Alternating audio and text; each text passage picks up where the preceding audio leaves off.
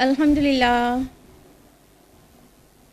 الحمدللہ رب العالمین والصلاة والسلام علی رسولہ الکریم وعلی آلہ واصحابہ اجمعین اما بعد واعوذ باللہ من الشیطان الرجیم بسم اللہ الرحمن الرحیم ومن لم يحكم بما انزل اللہ فاولئک هم الکافرون بسم اللہ الرحمن الرحیم رب اشرح لی صدری ویسر لی امری واحلل عقدۃ من لسانی یفقہوا قولی۔ میری عزیزی سامعات، آپ سبھی کا خیر مقدم ہے اسلامی طریقے سے۔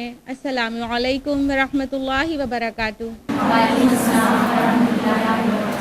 خلاصہ قرآن مجید میں کل تک الحمدللہ ہم لوگوں نے 5 پارہ مکمل کر لیا تھا اور آج 6 پارے کو اسٹڈی کریں گے انشاءاللہ۔ پارہ نمبر 6 سٹارٹ ہوتا ہے سورہ نساء کی آیت نمبر 148 سے، 21ویں رکوع کے مڈ سے ہی شروع ہو جاتا ہے۔ سورہ نساء کی آیت نمبر 148 ہے کہ برائی کے ساتھ اللہ تعالیٰ آواز کو بلند کرنے والے کو پسند نہیں کرتا سوائے اس کے جس پر ظلم کیا گیا ہو، یعنی کہ اللہ تعالیٰ غیبت کو بالکل قطعی ناپسند کرتا ہے۔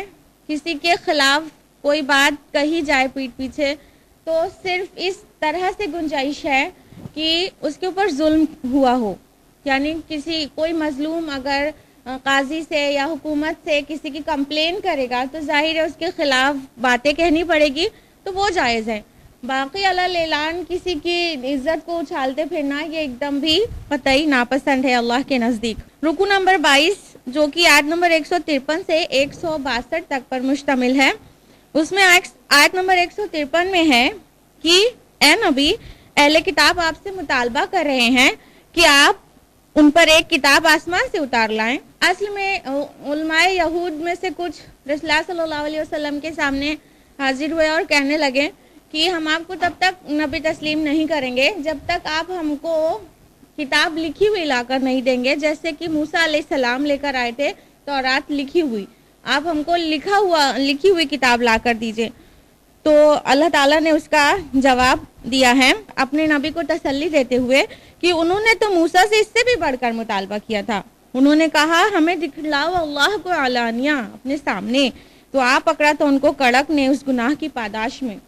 یہ بات سورہ بقرہ میں گزر چکی ہے کہ ان لوگوں نے ایسی ڈیمانڈ کی تھی، پھر اللہ تعالیٰ نے ان پر ایک بجلی گرا دی، یہاں تک کہ سب مر گئے، لیکن موسیٰ علیہ السلام کی دعا کے بعد پھر زندہ کر دیے گئے۔ آیت نمبر 154 سے 156 تک یہود کی اور عہد شکنیوں کا ذکر ہے، ان کی ڈھٹائیوں کا، کہ ہر بار انہوں نے عہد شکنی کی ہے۔ موسیٰ علیہ السلام تورات لینے چلے گئے تو بچڑے کو معبود بنا لیا، اور ہفتے کے دن میں زیادتی کی، اور عیسیٰ ابن مریم کو کہہ دیا کہ ہم نے قتل کر دیا ہے۔ تو ان سب کہنے کے پاداش میں اللہ تعالیٰ نے ان پر عذاب نازل کیا۔ آیت نمبر 157 میں ہے کہ اور یوں کہنے کے باعث کہ ہم نے قتل کیا اللہ کے رسول مسیح ابن مریم کو، جبکہ اللہ کے رسول قتل ہو ہی نہیں سکتے، انبیاء کا قتل ہوا ہے، رسول کا قتل نہیں ہوا ہے، چونکہ عیسیٰ علیہ السلام رسول تھے اس لیے ان کا قتل نہیں کر سکے۔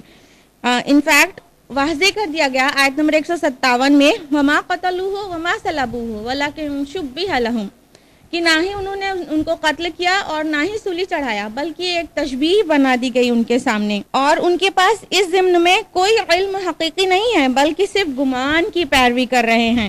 آیت نمبر 158 میں ہے بلکہ اللہ نے اسے اٹھا لیا اپنی طرف۔ آل عمران کی آیت نمبر 54 کی روشنی میں ہم نے آپ کو بتایا تھا کہ کس طرح سے عیسیٰ علیہ السلام کے ایک حواری نے غداری کی تھی اور رومن سولجرز کو لا کر پکڑانے کی کوشش کی تھی۔ اسی درمیان اللہ تعالیٰ نے عیسیٰ علیہ السلام کو اوپر اٹھا لیا، اور اسی یہودا جو غدار تھا اس کی شکل عیسیٰ علیہ السلام کی طرح بنا دی گئی، یہاں تک کہ جو رومی فوجی تھے وہ اسی کو اٹھا لے گئے۔ تو اس طرح اللہ تعالیٰ نے اپنے رسول کی حفاظت کی۔ آیت نمبر 159 میں اللہ تعالیٰ نے واضح کیا ہے کہ اور نہیں ہوگا اہل کتاب میں سے کوئی بھی مگر ایمان لا کر رہے گا اس کی موت سے قبل، یعنی عیسیٰ علیہ السلام کا جب سیکنڈ کمنگ ہوگی، جب دوبارہ آئیں گے تو سارے کے سارے اہل کتاب جو تھے وہ ان پر ایمان لے آئیں گے، کوئی بھی نہیں بچے گا جو ان کی حقیقت پہ پھر ایمان نہ لے آئے۔ اللہ صلی اللہ علیہ وسلم کہ امتی ہو کر آئیں گے، وہ رسول کی حیثیت سے نہیں آئیں گے، لیکن جب حقائق کو واضح کریں گے تو سب لوگ ایمان لے آئیں گے ان پر۔ رکو نمبر 23 میں 163 سے 171 تک کی آیات ہیں، اور یہ دو کنکلوڈنگ رکوع ہیں سورہ نساء کے، آخری دو رکوع آپ پہنچے ہیں۔ آیت نمبر 163 اور 164 میں 12 انبیاء کا ذکر اللہ سبحانہ تعالیٰ نے نہایت خوبصورتی سے کرنے کے بعد اگلی آیت نمبر 165 میں نبوت کا بنیادی مقصد اور اصل فلسفہ بیان کیا ہے۔ آیت نمبر 165 ہے رسول مبشرین و منذرین لئلا یکون للناس علی اللہ حجۃ بعد الرسل، کہ اللہ تعالیٰ نے رسولوں کو بھیجا خوشخبری سنانے والے اور آگاہ کرنے والے، تاکہ رسولوں کے بھیجنے کے بعد اللہ پر کوئی حجت نہ رہ جائے لوگوں کو۔ اب یہ کیا ہے؟ یہ اتمام حجت ہے رسولوں کا بھیجنا، کہ دنیا میں انسان ٹیسٹ کے لیے ہے، آزمائش کے لیے آیا، امتحان کے لیے، تو روز آخرت انسان یہ نہ کہنے لگ جائے کہ اللہ تو نے ہمیں آزمایا تو امتحان تو لیا لیکن کوئی ٹیچر تو نہیں بھیجا، اے اللہ ہم کو معلوم نہیں تھا کہ کیا کرنا ہے اور کیسے کرنا ہے، اور اگر ہمیں معلوم ہوتا، ہم کو کوئی بتانے والا آیا ہوتا تو ہم ضرور بالضرور ایمان لے آتے اور ہم ہدایت یافتہ ہو جاتے۔ تو یہ بات انسان نہ کہنے پائے، اس لیے اللہ تعالیٰ نے رسولوں کو پہلے ہی بھیج دیا تاکہ اتمام حجت ہو جائے، اللہ تعالیٰ کے اوپر کسی کو کوئی حجت نہ رہ جائے کہ ہم کو معلوم نہیں تھا کہ آپ کیا چاہتے ہیں اور ہمیں کیا اور کیسے کرنا ہے۔ آیت نمبر 166 میں ہے جو کچھ آپ صلی اللہ علیہ وسلم کی طرف نازل کیا ہے اس کے لیے اللہ گواہ ہے اور فرشتے بھی گواہ ہیں۔ اب اتمام حجت ہو چکا ہے، گواہی اللہ کی کافی ہے۔ آیت نمبر 167 سے 169 میں ہے کہ اس کے بعد بھی جن لوگوں نے کفر کیا، شرک کیا، ان کا ٹھکانہ جہنم ہے، یعنی اتمام حجت کے بعد بھی۔ آیت نمبر 170 ہے، یہ آیت جو ہے اس سورہ کی حرف آخر ہے گویا۔ اے لوگوں تمہارے پاس آ چکا ہے رسول حق کے ساتھ، اب تم ایمان لے آؤ، اسی میں تمہاری خیریت ہے۔ یعنی اہل کتاب سے کہا جا رہا ہے کہ اب تمہارے پاس جو رسول آیا ہے اس پہ ایمان لے آؤ، اور یہ بہت چیلنجنگ انداز میں کہا جا رہا ہے، اسی میں تمہارا خیر ہے، تمہارا بھلا ہے کہ تم ایمان لے آؤ۔ اور آیت نمبر 171 میں اہل کتاب کو خطاب کر کے اللہ تعالیٰ نے کہا یا اہل الکتاب لا تغلوا فی دینکم، کہ اے اہل کتاب دین میں زیادتی مت کرو، مسیح تو بس اللہ کے رسول تھے اور اس کا کلمہ اور اس کی روح، اور آگے فرمایا ولا تقولوا ثلاثہ، اور ٹرینٹی مت کہو، باز آ جاؤ اس سے، یہ تمہارے لیے بہتر ہے، اور جان لو کہ اللہ تو صرف ایک ہی الہ ہے، الہ واحد، وہ اس سے پاک ہے کہ اس کے بیٹا ہو۔ اس کے بعد رکو نمبر 24 ہے جو کہ آیات 172 سے 176 تک مشتمل ہے۔ آیت نمبر 172 میں اللہ تعالیٰ نے فرمایا کہ مسیح کو تو اس بات سے کوئی عار نہیں تھی کہ وہ اللہ کا بندہ اپنے کو کہلائے، اور نہ ہی ملائکہ مقربین کو اس بات سے عار ہے۔ آیت نمبر 173 میں کہا اور جنہوں نے عار محسوس کی تھی اور تکبر کیا تھا انہیں دردناک عذاب دیا جائے گا۔ آیت نمبر 174 میں فرمایا، بہت اہم آیت ہے، یا ایھا الناس قد جاءکم برہان من ربکم وانزلنا الیکم نورا مبینا، اے لوگو تمہارے رب کی طرف سے برہان دلیل آ چکی ہے اور ہم نے تم پر واضح کتاب نازل کر دی ہے۔ اور یہ برہان اور نور اور کتاب جو کہا گیا ہے نورا مبینہ، روشن نور، وہ قرآن مجید کو کہا گیا ہے۔ آیت نمبر 175 میں ہے پس جو لوگ اپنے رب پر ایمان لائیں گے اور اس کے ساتھ چمٹ جائیں گے تو اللہ انہیں داخل کرے گا اپنی رحمت میں اور فضل میں، اور انہیں ہدایت دے گا صراط مستقیم کی۔ آیت نمبر 176 میں جو کہ آخری آیت ہے، کلالہ کے بارے میں وضاحت ہے۔ آیت نمبر 12 میں اسی سورہ نساء کی قانون وراثت کے ضمن میں ایک لفظ آیا تھا کلالہ۔ کلالہ مطلب وہ مرد یا عورت جس کے نہ ہی والدین ہو اور نہ ہی اولاد، تو اس کے بارے میں وراثت کا حکم تھا لیکن لوگوں کو واضح نہیں ہوا تھا، تو آیت نمبر 176 میں اس کی مزید وضاحت آئی ہے۔ اس کے ساتھ ہی سورہ نساء مکمل ہوتی ہے، اور اب ہم لوگ جانیں گے سورہ مائدہ۔ سورہ مائدہ جو کہ سورہ نمبر 5 ہے ترتیب مصحف میں، اس میں 16 رکوع اور 120 آیات ہیں۔ زمانہ نزول کی جہاں تک بات ہے تو یہ صلح حدیبیہ کے بعد نازل ہوئی ہے، 6 ہجری کے آخر یا 7 ہجری کے شروع میں، اور سورہ مائدہ کے سٹارٹنگ سے قرآن مجید کی دوسری منزل کی سٹارٹنگ ہو جاتی ہے، دوسری منزل یہاں سے شروع ہو جاتی ہے۔ اور مائدہ کا جوڑا ہے نساء، یعنی اس سے پہلے جو سورہ ہم لوگوں نے جانا، یہ دونوں سورہ نساء اور سورہ مائدہ آپس میں جوڑے کی شکل میں ہیں، مضامین کی سملیرٹی کی بنیاد پر۔ باقی جو 4 مدنی صورتیں ہیں یعنی بقرہ، آل عمران، نساء اور مائدہ، یہ 2 بنیادی موضوعات پر بحث کرتی ہیں، ایک تو اہل کتاب پر اتمام حجت اور دوسرا احکام شریعت اسلامی۔ تو ان دونوں موضوعات پر ابتدائی خاکہ تو سورہ بقرہ میں پیش کیا گیا ہے، اور سورہ آل عمران اور سورہ نساء میں مزید وضاحت ہے انہی موضوعات پر، اور مائدہ میں تکمیلی صورت میں یہ باتیں ہیں، یعنی احکام شریعت اور اتمام حجت اہل کتاب پر یہ اپنی تکمیلی صورت میں سورہ مائدہ میں ملے گی۔ اور معاشرے میں بلند ترین سطح پر کچھ احکام دیے گئے ہیں معاشرتی اس سورہ میں، مثال کے طور پر کھانے میں حلال و حرام اور قتل ناحق کی حقیقت، اسلامی تعزیرات، شراب اور جوئے کا حکم اور قسم کا کفارہ، چوری کی سزا، یہ ساری چیزیں اس سورہ میں ملے گی۔ اس کے علاوہ اہل کتاب سے خطاب کی جو ابتدا ہے وہ سورہ بقرہ میں ہوئی تھی، اور یہاں پر آ کر فیصلہ کن مرحلے میں وہ بات آ جائے گی اہل کتاب کے لیے۔ سورہ نساء کا آغاز یا ایھا الناس سے ہے اور سورہ مائدہ کا آغاز یا ایھا الذین آمنوا سے ہے، یعنی کہ دونوں میں نسبت زوجیت ہے۔ اب باقاعدہ شروع کرتے ہیں سورہ مائدہ۔ اس کا پہلا رکوع آیت نمبر 1 سے 5 پر مشتمل ہے، اور یہاں اس رکوع میں حلال و حرام کی تفصیلات ہیں، خصوصاً کھانے کے بارے میں۔ آیت نمبر 1 ہے یا ایھا الذین آمنوا اوفوا بالعقود، اے ایمان والو اپنے عہد و پیمان کو پورا کرو۔ عقود عقد کی جمع ہے، عقد مینس ہوتا ہے گرہ، اور عقود ان سبھی معاہدے کو کہتے ہیں جو طے پائے ہوں، یعنی سارے ایگریمنٹ، سارے کانٹریکٹس۔ تو اگر ہم غور کریں تو پورے کی پوری ہماری سماجی اور معاشرتی جو زندگی ہے وہ معاہدے پر ہی تو ہے۔ شادی کیا ہے؟ ایک کانٹریکٹ ہے، ایک سوشل کانٹریکٹ ہے کہ شوہر بیوی کو نان نفقہ دے گا اور بیوی اس کے مال کی حفاظت کرے گی، اولاد کی پرورش کرے گی، یہ ایک کانٹریکٹ ہی تو ہے۔ والدین اور اولاد کے بیچ بھی ایک ہڈن کانٹریکٹ ہے جو زبان سے کبھی نہیں کہا گیا اور پیپر پہ کبھی سائن نہیں کیا گیا، لیکن ایک کانٹریکٹ تو ہے کہ والدین اپنی اولاد کے لیے اپنی جوانی کھپائیں گے اور اولاد ان کے بڑھاپے کی لاٹھی بنے گی۔ اسی طرح امپلائر اور امپلائی کا رشتہ ہے کہ آپس میں کانٹریکٹ ہے۔ تو یہ پوری جو ہماری معاشرتی زندگی ہے نا، یہ پوری ایک کانٹریکٹ کی بیسس پہ ہی ہے۔ تو جو انسان کے اندر اپنے معاہدے کو پورا کرنے کی عادت نہیں ہوگی تو سماجی زندگی ہماری بالکل خراب ہو جائے گی، اس سے بہت بڑا فساد واقع ہو جائے گا پورے سماج میں۔ آیت نمبر 1 میں ہی آگے ہے کہ تمہارے لیے حلال کر دیے گئے مویشی قسم کے جانور سوائے ان کے جو تمہیں پڑھ کر سنا دیے جائیں گے، لیکن فرمایا کہ حالت احرام میں شکار کو حلال مت جانو، یعنی جو شکار حلال بھی ہے لیکن حالت احرام میں ان کی ممانعت آ گئی۔ آیت نمبر 2 میں ہے کہ اہل ایمان مت بے حرمتی کرو اللہ کے شعائر کی اور نہ حرمت والے مہینے کی۔ اور آیت نمبر 3 میں آ گیا حرمت علیکم المیتۃ والدم ولحم الخنزیر وما اہل لغیر اللہ بہ، آپ پر حرام کیا گیا مردار، خون، سور کا گوشت اور وہ کھانا جس پر اللہ کے علاوہ کسی اور کا نام پکارا گیا ہو۔ تو جو چیزیں حرام ہیں کھانے میں وہ یہ ہیں، اللہ نے اس کو واضح کر دیا، اور پھر اس کی مزید تفصیلات ہیں، ایکسیپشن بھی ہے اور کیسی کیسی سچویشن میں ہے وہ ہے۔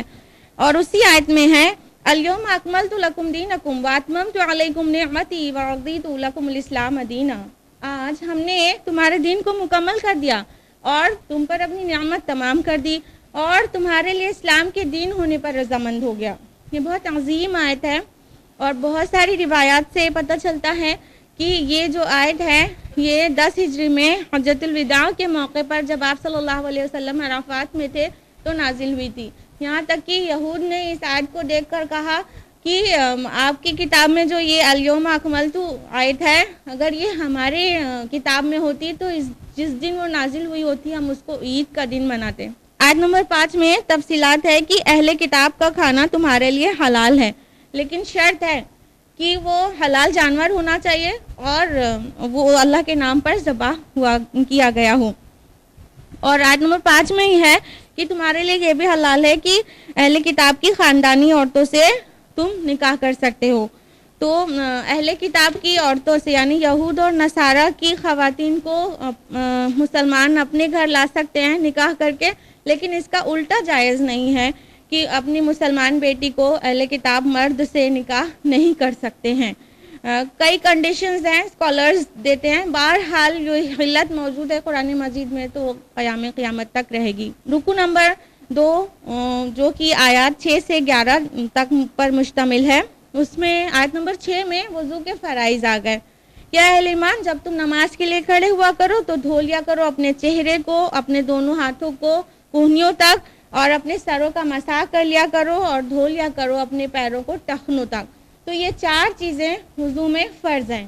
باقی جو ہمارا طریقہ وضو ہے وہ سنت اور فرض ملا کر وہ شکل آتی ہے. اور آگے فرمایا کہ اگر تم حالت جنابت میں ہو تو زیادہ پاکی حاصل کرو، مطلب کہ غسل کرو پھر. اور اسی آیت میں ہے کہ اگر بیماری میں ہو یا سفر میں ہو یا پانی کی عدم موجودگی ہو تو ایسی صورتحال میں تم تیمم کر سکتے ہو، یعنی پاک مٹی کا قصد کرو. اور آگے فرمایا کہ اگر اللہ یہ نہیں چاہتا کہ تم پر کوئی تنگی کرے بلکہ وہ چاہتا ہے کہ تمہیں پاک کرے، یعنی یہ جو احکام ہے یہ تمہارے اوپر کسی طرح کی مصیبت ڈالنے کے لیے نہیں ہے بلکہ تمہاری پاکی کے لیے، تمہاری صفائی کے لیے ہیں. آیت نمبر 7 میں اہل ایمان کو سمعنا وعطانا کا وعدہ یاد دلایا گیا ہے، جو کہ بقرہ کی آیت نمبر 285 میں مینشنڈ ہے. اس کے بعد آیت نمبر 8 میں ہے کہ اے لوگوں جو ایمان لائے ہو، اللہ کی خاطر راستے پر قائم رہنے والے اور اللہ کی خاطر انصاف کی گواہی دینے والے بن جاؤ.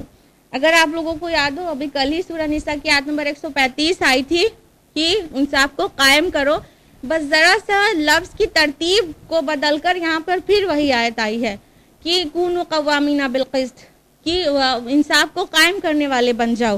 تو پھر سے یہ تاکید آ گئی ہے. اور یہاں پر تو یہ بھی کہہ دیا گیا کہ کسی قوم کی دشمنی تم کو خلاف عدل پر آمادہ نہ کر دے، یعنی دشمنی میں بھی تم عدل سے نہیں ہٹ جانا. اور آیت نمبر 11 میں اے اہل ایمان ذرا یاد کرو اللہ کے اس انعام کو جو اس نے تم پر کیا.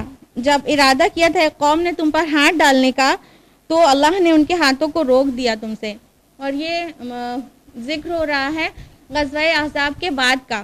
غزوہ احزاب کے بعد پھر سے مشرکین مکہ مسلمانوں کے اوپر کوئی نہ کوئی پلاننگ ان کے خلاف کر رہے تھے، تو اللہ تعالیٰ نے ان کے دلوں میں رعب ڈال دیا، یہاں تک کہ غزوہ احزاب کے بعد پھر کوئی سی بھی جنگ نہیں ہوئی مشرکین مکہ سے. رکو نمبر 3 میں 12 سے لے کے 19 تک کی آیات ہیں، اور اس میں بنی اسرائیل کی تاریخ کے چند اہم واقعات بیان ہوئے ہیں.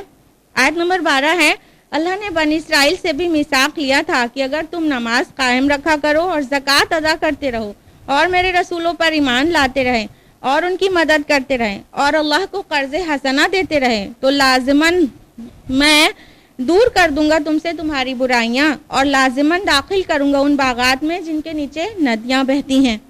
تو اللہ تعالیٰ نے بنی اسرائیل سے یہ میثاق، یہ عہد لیا تھا، لیکن کیا ہوا، انہوں نے عہد کو توڑ دیا، ان چیزوں پر عمل پیرا نہیں رہے. یہاں تک کہ آیت نمبر 13 میں فرمایا بس ان کے عہد توڑنے کے باعث ہم نے ان پر لعنت فرمائی اور ان کے دلوں کو سخت کر دیا.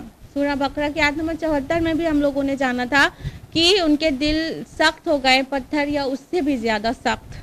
تو اللہ تعالیٰ اس چیز سے بچائے کہ ہمارے اور آپ کے دل سخت ہو جائیں. آیت نمبر 15 ہے اے اہل کتاب آ گیا ہے تمہارے پاس ہمارا رسول جو ظاہر کر رہا ہے تم پر وہ بہت سی باتیں جس کو تم چھپا رہے تھے کتاب میں، اور بہت سی باتوں سے درگزر بھی کرتا ہے. آ چکا ہے اللہ کی طرف سے ایک نور بھی اور ایک روشن کتاب بھی. یہ بھی دیکھیے جیسے تکمیلی آرڈر ہو، بہت اتمام حجت کے انداز میں یہ کہا جا رہا ہے کہ اب نور اور کتاب مبین تمہارے پاس آ چکی ہے، تم پر حجت تمام ہو گئی ہے، اب تم ایمان لے آؤ.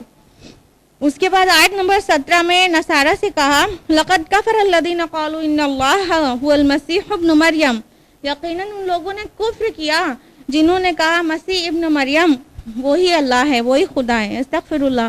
یعنی جس کے پاس اللہ کی کتاب ہو اور اللہ کا نبی جس کے پاس آیا ہو وہ انکارنیشن تھیوری پہ بلیو کریں کہ گاڈ انکارنیٹ کہتے ہیں کہ خدا بھی انسانی شکل میں آ سکتا ہے. ہندوازم میں اس کو اوتارواد کہتے ہیں. آیت نمبر 18 ہے وقال الیہود والنصارى نحن ابناء اللہ واحباؤہ، کہ یہود اور نصارہ کہتے ہیں کہ ہم تو اللہ کے بیٹے ہیں اور اس کے لاڈلے اس کے چہتے ہیں. تو ان کو جواب کیا دیا گیا، ان سے کہیے پھر وہ تمہیں عذاب کیوں دیتا ہے تمہاری گناہوں کی پاداش میں.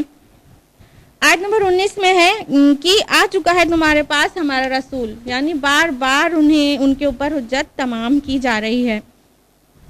اس کے بعد رکو نمبر 4 ہے جو کہ آیات 20 سے 26 پر مشتمل ہے، اور اس میں حضرت موسیٰ علیہ السلام کا واقعہ بیان ہو رہا ہے کہ سٹارٹنگ میں موسیٰ علیہ السلام مصر سے اپنی قوم کو لے کر نکلے اور صحرائے سینا میں رہے۔ اس کے بعد جب کوہ طور پر بلایا گیا تو کوہ طور پر تورات لینے کے لیے چلے گئے، پھر وہاں سے واپس آئے تو ان کو حکم ہوا کہ اب فلسطین میں داخل ہو جاؤ اور وہاں کی کافر مشرک قوم کے ساتھ جنگ کرو، کیونکہ تمہارے جو جد امجد ہیں ابراہیم، اسحاق، یعقوب، ان سب کا تعلق اسی سرزمین سے تھا، یعنی فلسطین سے، تو تم اپنا گھر دوبارہ حاصل کرو، جنگ کرو اور ان سے اپنا گھر حاصل کر لو۔ لیکن جب جنگ کا موقع آیا تو قوم نے بالکل کوڑا جواب دے دیا کہ ہم تو جنگ کے لیے تیار نہیں ہیں۔ اس پر موسیٰ علیہ السلام کے مزاج میں جو تلخی پیدا ہوئی تھی اس کی شدت یہاں ان آیات میں نظر آتی ہے۔ اور اگر غور کریں تو لگتا ہے کہ بنی اسرائیل جو ہے تھوڑا لاڈ پیار سے بگڑ گئے تھے، جیسے بچے دلار سے بگڑ جاتے ہیں، گویا بنی اسرائیل کو بھی اللہ تعالیٰ نے بہت زیادہ عطا کر دیا تھا، بہت ساری نعمتیں۔